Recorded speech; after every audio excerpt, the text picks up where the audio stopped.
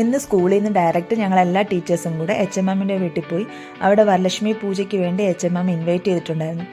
ഇവിടെ തെലുങ്കർ ശ്രാവണ മാസത്തിൽ എല്ലാം ഉള്ള ഫ്രൈഡേയിൽ അവർ വരലക്ഷ്മി പൂജ നടത്തും. അങ്ങനെ ലാസ്റ്റ് ഫ്രൈഡേ ആയിരുന്നു അത്.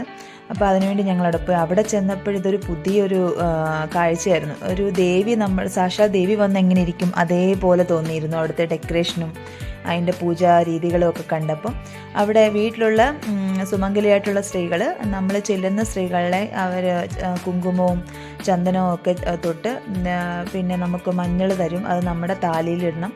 പിന്നെ ചില സ്ഥലങ്ങളിലൊക്കെ കാലിൽ മഞ്ഞൾ തേച്ച് അങ്ങനെയും നമ്മളുടെ ബ്ലെസ്സിങ് കിട്ടും. പിന്നെ നമ്മളവരെ അനുഗ്രഹിക്കുകയും കൂടെ വേണം.